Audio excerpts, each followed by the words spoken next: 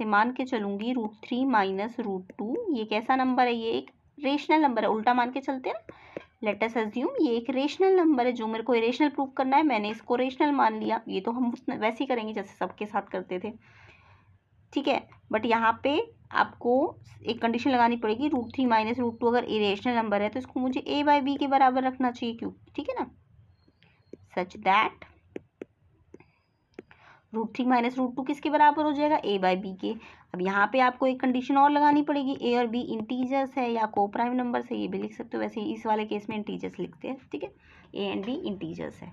Okay, तो अभी तक आप कौन से दो टाइप के क्वेश्चन कर रहे थे, जस्ट √3 को इरेशनल कैसे प्रूव किया जाता है, और एक ही वाला कर रहे थे जब एक रेशनल और एक इरेशनल हो उसको कैसे इरेशनल प्रूव किया जाता है।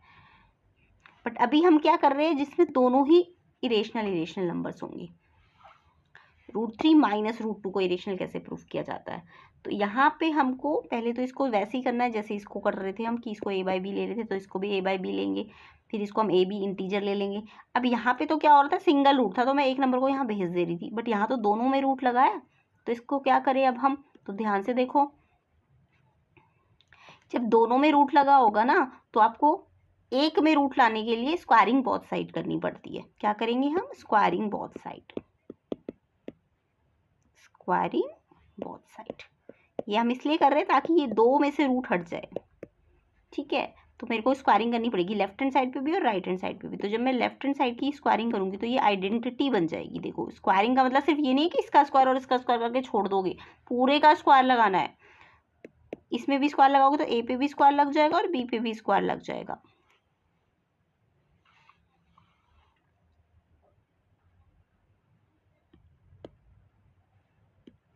तो अब ये फॉर्मूला देखो, बच्चे क्या करते हैं, इसका स्क्वायर और इसका स्क्वायर करके छोड़ देते हैं, तो ये ध्यान रखना ये पूरे पे होल स्क्वायर लगा है, तो यहाँ पे आपको फॉर्मूला लगाना पड़ेगा पूरा a माइनस बी का होल स्क्वायर का। कैसे करेंगे, a का स्क्वायर प्लस b का स्क्वायर, अब यहाँ माइनस है ना तो यहाँ -2ab होता है, ये तो सबको आता है ना, तो इसको भी फॉर्मूले से खोलो। a का स्क्वायर यानी √3 का स्क्वायर 3 हो जाएगा, क्योंकि रूट पे स्क्वायर लगेगा। जब √3 पे स्क्वायर लगेगा तो ये तो रूल सबको आता होगा कि जब भी किसी रूट पे स्क्वायर लगे तो रूट से बाहर आ जाता है, तो √3 का स्क्वायर 3 आ जाएगा, प्लस b का स्क्वायर, b क्या है √2, उसका स्क्वायर भी 2 हो जाएगा प्लस का, और फिर -2 इंटू a क्या है मेरे पास √3, b क्या है √2, तो ये फॉर्मूला लगा दिया मैंने, a का स्क्वायर यानी √3 का स्क्वायर 3 हो गया, b का स्क्वायर यानी कि √2 का स्क्वायर 2 हो गया, और 2ab हो गया। अब की बार थोड़ा ना स्क्वायर है तो ये ab में रूट लगा रहेगा, a square upon b square, ठीक है। अब यहाँ पे अब आपको दिख रहा है ये 3 2 तो जुड़ जाएगा 5, क्योंकि ये दोनों नंबर्स है, बट ये रूट वाली टर्म है, ये इनके साथ नहीं जुड़ पाएगी, तो ये x देखो कैसे मल्टीप्लाई होगी, तीनों मल्टीप्लाई हो रही, तो कैसे मल्टीप्लाई होगी, 2 तो रूट के अंदर नहीं है ना, तो वो तो ऐसे ही रहेगा, बट ये दोनों रूट के अंदर है तो ये आपस में मल्टीप्लाई होकर √6 हो जाएगा।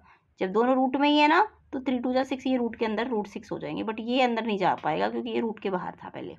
अब ये से जुड़ भी नहीं सकता या माइनस भी नहीं हो सकता, क्योंकि ये 5 है और ये रूट वाली टर्म है पूरी, है ना।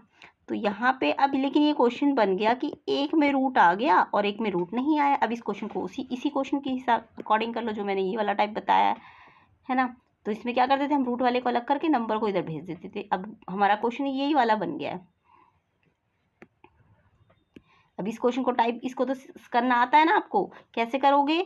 अब यहाँ पे एक रूट वाली टर्म आ गई है, ये रूट वाली टर्म आ गई और ये बिना रूट वाली टर्म आ गई, तो ये जो रूट वाली टर्म है इसको तो मैं यहीं रखूंगी, इस बिना रूट वाली टर्म को उधर भेज दो, तो ये यहाँ आके यहाँ प्लस हो रही है ना, इधर माइनस हो जाएगी।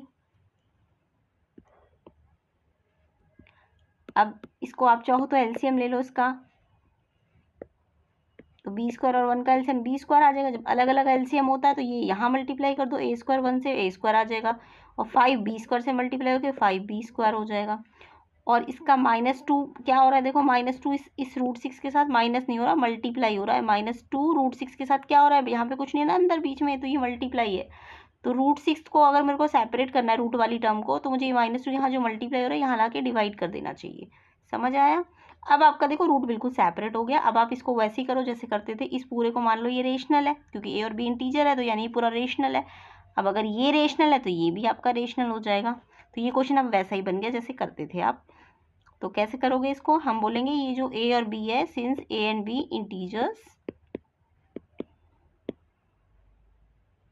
तो ये जो पूरा लेफ्ट हैंड साइड में नंबर आया है मेरे पास a² minus 5b² upon minus 2b², तो ये क्या होगा, ये एक रेशनल नंबर होगा, है ना।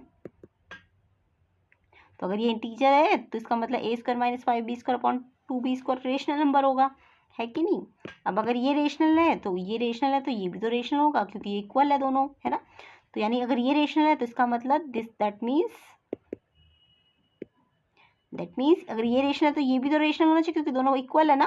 तो √6 भी रेशनल होना चाहिए, √6 भी ऑल्सो रेशनल। बट हमें तो पता है, हम पहले से प्रूव करके आए थे ना, पहले जब हमने √3 √5 प्रूव किए थे तो इरेशनल प्रूव हो रहे थे, तो यानी √6 भी तो इरेशनल ही होगा। बट वी नो √6 कैसा होता है, इरेशनल होता है। तो यानी कि हम जो अपने क्वेश्चन के अकॉर्डिंग कर रहे हैं कि हमारा रेशनल आ रहा है, जब हम देख रहे हैं तो हमारा रेशनल आ रहा है, हमारे अकॉर्डिंग तो ये रेशनल आ रहा है। बट हमें पता है √6 तो इरेशनल होता है, तो कॉन्ट्रडिक्शन आ रहा है ना दो स्टेटमेंट्स के बीच में। हम कह रहे हैं रेशनल है जबकि हमें पता है ये हम पहले प्रूव करके आए थे ये इरेशनल होता है, तो यानी कॉन्ट्रडिक्शन आ रहा है। तो कॉन्ट्रडिक्शन आ रहा है, हम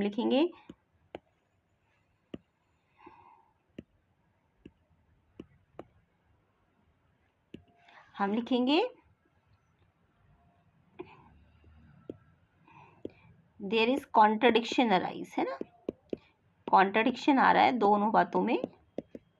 क्यों आ रहा है कॉन्ट्रडिक्शन, क्योंकि हमने गलत एजम्पशन किया, due to our wrong assumption, हमने रॉन्ग एजम्पशन लिया है। क्या लिया था हमने सबसे पहले रॉन्ग एजम्पशन की, हमने √3 माइनस √2 को क्या मान लिया था, सबसे पहले हमने इसको रेशनल मान लिया था ना। तो ये जो कॉन्ट्रडिक्शन आ गया, विरोध आ गया कि हम बोल रहे रेशनल जबकि हमें पता है ये इरेशनल, तो दोनों में विरोध आ गया। तो ये जो विरोध आया ये किस कारण से आया, हमारे गलत एजम्पशन के कारण, जो हमने सबसे पहले लिया था। सबसे पहले हमने क्या एजम्पशन ले लिया था कि हमने इस √3 माइनस √2 को ना रेशनल नंबर मान लिया था, ये हमारा रॉन्ग एजम्पशन था, इस कारण से हमारा विरोध आया है। ठीक है, तो विरोध आया है तो हम बोलेंगे कि √3 माइनस √2 रेशनल मान के चले थे, तो इसके कारण विरोध आ गया। तो विरोध आ गया तो इसका मतलब हेंस ये अगर विरोध आ रहा है तो इसका मतलब हमने गलत एजम्पशन लिया है। तो इसलिए √3 माइनस √2 जो हमने गलत एजम्पशन लिया था वो कैसा होगा, वो रेशनल नहीं होगा, वो आपका कैसा नंबर हो जाएगा, वो आपका इरेशनल नंबर हो जाएगा। ठीक है, तो ये प्रूव हो गया √3 माइनस √2 इरेशनल होता है। तो यहाँ पे आपको जब सिंगल रूट हो और एक में रूट हो और एक में बिना रूट वाला हो, उस क्वेश्चन को जैसे करते हैं ये भी उसके जैसा ही हो रहा है, बट स्टार्टिंग में हल्का सा ये पॉइंट यहाँ पे आपको याद रखना है, जब दोनों में रूट लगाओ ना, यहाँ पे दोनों में रूट लगाओ तो आपको स्क्वायरिंग करनी पड़ेगी। स्क्वायरिंग करने से क्या होगा, आपको एक सिंगल रूट मिल जाएगा और ये वाला रूट बिना रूट का आ जाता है। तो फिर आप इसको इस नंबर को वहाँ भेज देना और फिर बाकी तो वैसे ही क्वेश्चन बन जाएगा कि मेरे को पता है ये रेशनल है तो ये भी रेशनल आ रहा है, बट ये रेशनल नहीं होता हमको पता है, तो इसलिए हमारा कॉन्ट्रडिक्शन आया है क्योंकि अजम्पशन गलत ले लिया है, ये रेशनल है और इसलिए ये रेशनल नहीं होगा, ये इरेशनल होगा। समझ आ गया क्वेश्चन सबको।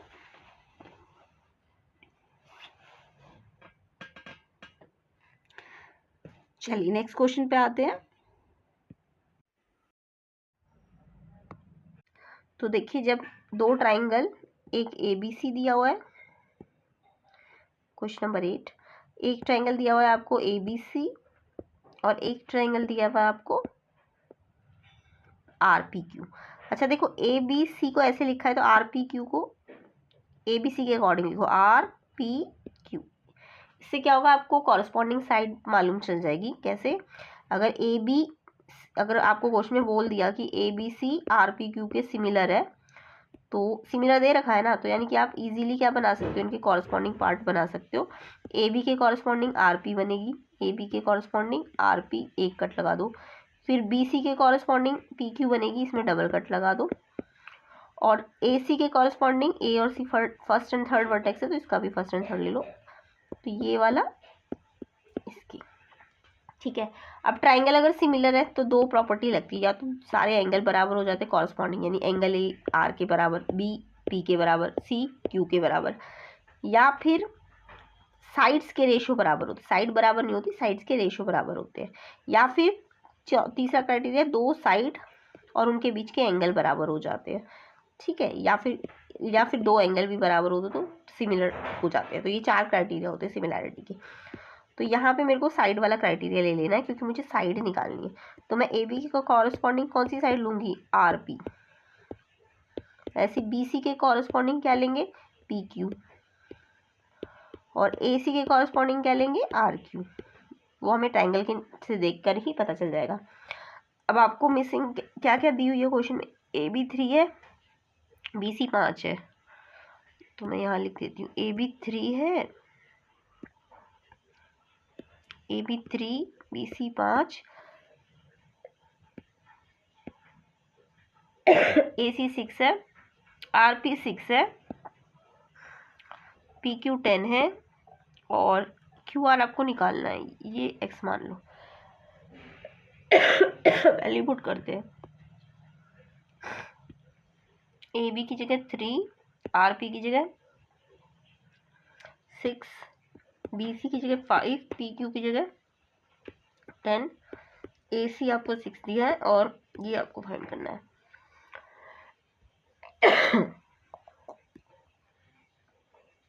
अब यहाँ पे आपको ये इसके इक्वल है और ये इसके इक्वल है, तो हमें यहाँ से निकाल लेते हैं, चाहे हम यहाँ से इसको इक्वल करके निकाल लें या यहाँ से इसको इक्वल करके। तो 5 से ये 10 कट जाएगा, 2 में क्रॉस मल्टीप्लाई कर लो, x को 1 से किया x बन जाए x, 6 और 2 से किया 6 2 जा 12, तो x 12 आ जाएगा, यानी जो आपका मिसिंग था ना साइड वो 12 आ जाएगी, यानी कि ऑप्शन ए आपका ठीक है, 12। नेक्स्ट देखते हैं क्वेश्चन नंबर 9।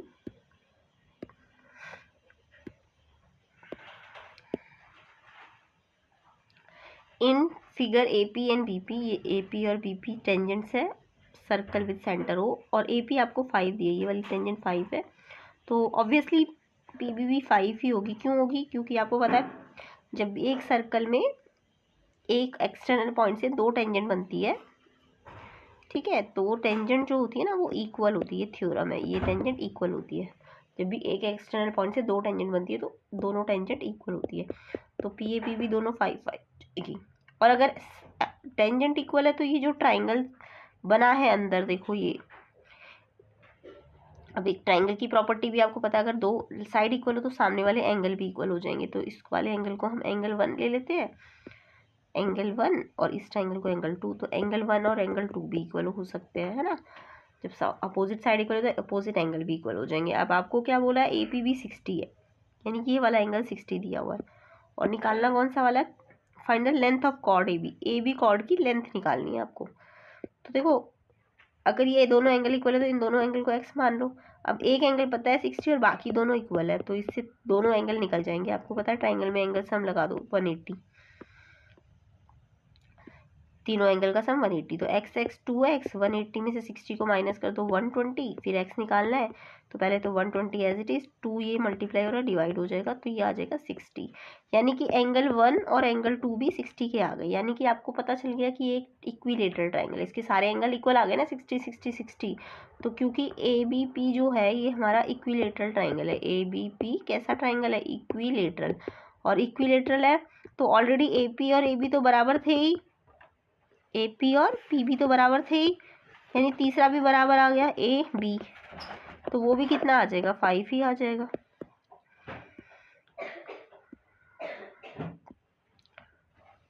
फाइव सेंटीमीटर आ जाएगा ना।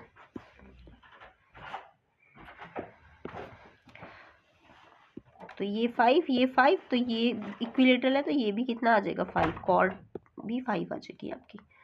नेक्स्ट क्वेश्चन देखो,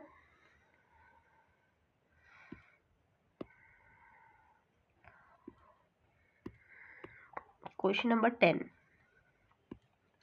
क्वेश्चन नंबर 10 में पूछा है in the triangle shown below angle Q T के बराबर है, एंगल क्यू ये वाला एंगल इसके बराबर है, और आपको बोला है expression for cos q and sine t निकालना है। कॉस क्यू निकालना है आपको, कॉस क्यू। तो देखो कॉस क्यू निकालने के लिए आपको पता है क्यू यहाँ पे है ना, तो क्यू के साथ वाली साइड क्या होगी, बेस होगी, जो जहाँ पे एंगल होता है ये क्यू निकालना है ना आपको, तो क्यू पे जो साइड है वो बेस है, और क्यू की जो अपोजिट साइड है वो परपेंडिकुलर है, और जो 90 के अपोजिट है वो हाइपोटेन्यूज होती है। तो कॉस क्यू निकालना है, तो कॉस होता क्या है आपको पता होना चाहिए, बेस अपॉन हाइपोटेन्यूज होता है। तो क्यू के हिसाब से बेस क्या है आपका पी क्यू, और हाइपोटेन्यूज तो फिक्स रहेगा, वो तो क्यू आर ही रहेगा, क्योंकि 90 के अपोजिट हमेशा हाइपोटेन्यूज होता है।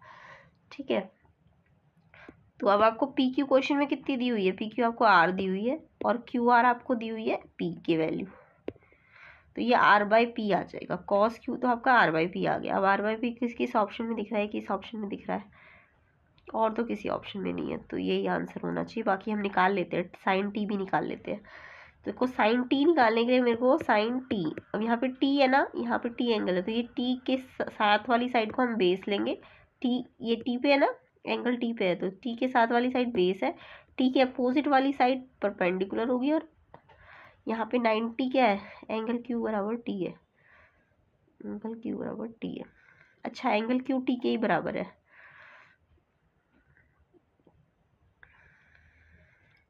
तो यानी यहीं से निकाल सकते हैं हम। अगर ये एंगल इसके इक्वली है तो ये ट्रायंगल सिमिलर हो गए ना, तो इससे भी निकाल सकते हो आप। तो अब आपको साइन के लिए क्या लेना होगा, base perpendicular upon hypotenuse. Sine के लिए क्या लेते हैं हम, परपेंडिकुलर अपॉन हाइपोटेन्यूज। परपेंडिकुलर क्या है यहाँ पे, परपेंडिकुलर है आपका, क्योंकि ये टी एंगल क्यू के ही बराबर है, तो ये ट्रायंगल सिमिलर है। तो मैं